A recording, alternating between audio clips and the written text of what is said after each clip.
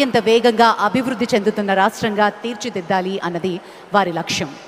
విమానాశ్రయాలు, పోర్టులు, పారిశ్రామిక corridors, IT hubs, logistics networks వీటి అభివృద్ధి వారి ప్రాధాన్యత వహిస్తారు.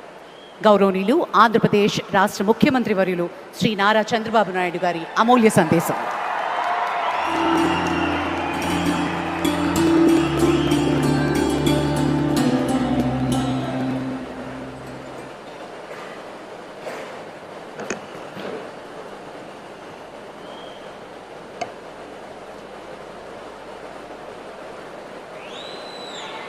భారత్ మాతాకి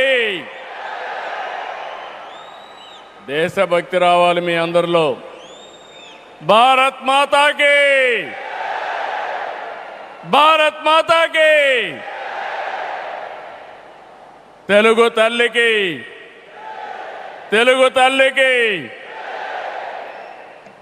అందరికీ నమస్కారం. Honourable prime minister Narendra Modi గారు, ఆనరబుల్ గవర్నర్ అబ్దుల్ నజీర్ గారు, ఉప ముఖ్యమంత్రి మిత్రుడు పవన్ కళ్యాణ్ గారు, వేదికపై ఉన్న పెద్దలందరికీ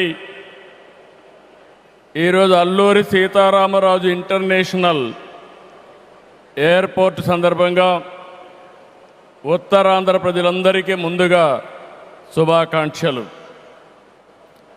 ఉత్తరాంధ్రలో కొత్త చరిత్రకు నాంది పలికేలా ఎయిర్పోర్ట్ నిర్మాణానికి సహకరించిన రైతులందరికీ ముందుగా పాదాభివందనం చేస్తున్నాను. మీరు కేవలం భూములు మాత్రమే ఇవ్వలేదు, ఉత్తరాంధ్రకు బంగారు భవిష్యత్తు ఇచ్చారు.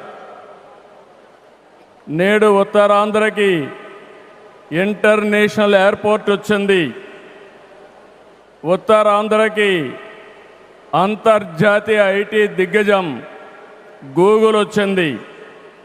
ఉత్తరాంధ్రకి ప్రపంచ స్థాయి స్టీల్ కంపెనీ ఆర్సీఆర్ మిత్తల్ వచ్చింది. ఇంకా ఎన్నెన్నో. ఇవన్నీ ఎలా వచ్చాయి?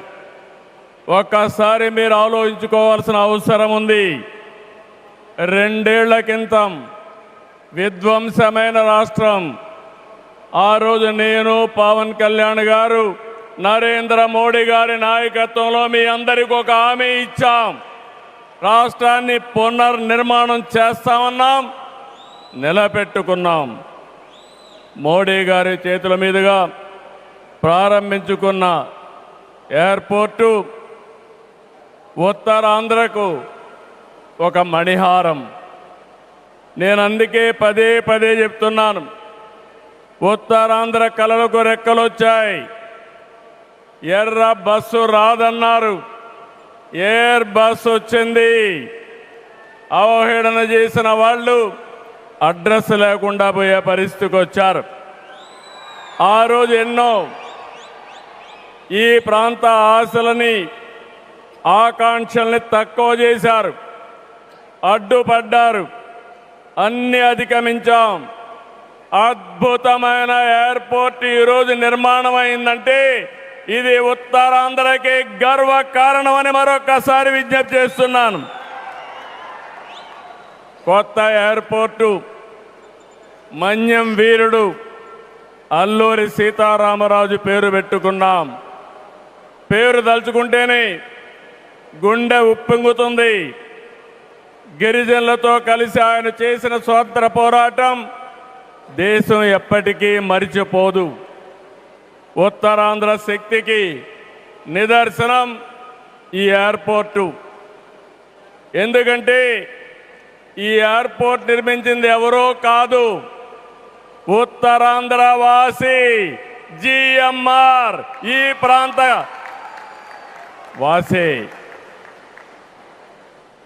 ఇంకొక పక్క దీనికి తొలి అడుగు వేసిన అశోక్ గజపతి రాజు ఇక్కడి వారి ఏవియేషన్ మంత్రిగా నిర్మాణం పూర్తి చేసే బాధ్యత తీసుకున్న రామ్మోహన్ నాయుడుది కూడా ఉత్తరాంధ్రనే.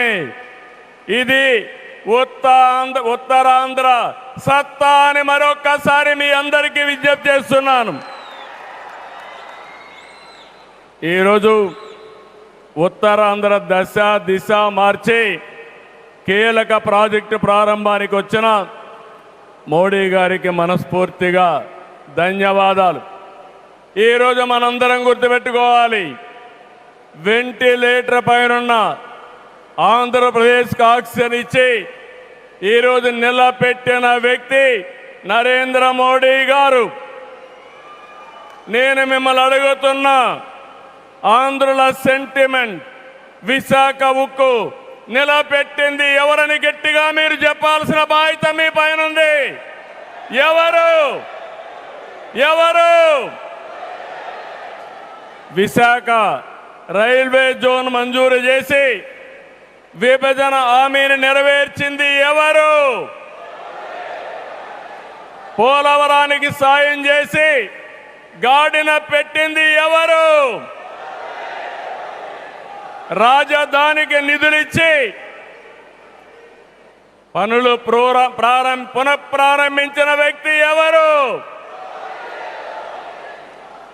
2027 భోగాపురంలో చెప్తున్నాను, పోలవరాన్ని పూర్తి చేసి మన ప్రధాని చేతుల మీద జాతికి అంకితం చేస్తామని హామీ ఇస్తున్నాం. 2028 అమరావతి మొదటి దశ పనులన్నీ పూర్తి చేసి మన ప్రధానమంత్రి నరేంద్ర మోడీ గారి చేతుల మీదుగా ప్రారంభిస్తామని మీ అందరికీ హామీ ఇస్తున్నాను. దీనికి మనందరం థ్యాంక్స్ చెప్పాలనా లేదా అని అడుగుతున్నా.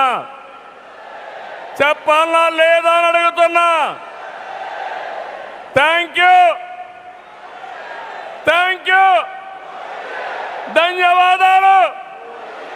ధన్యవాదాలు.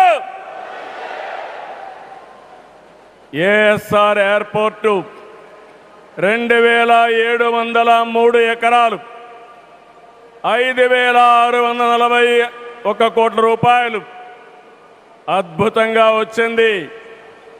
ఎయిర్పోర్టుని ఫ్లయింగ్ ఫిష్ ఆకారం నిర్మించారు.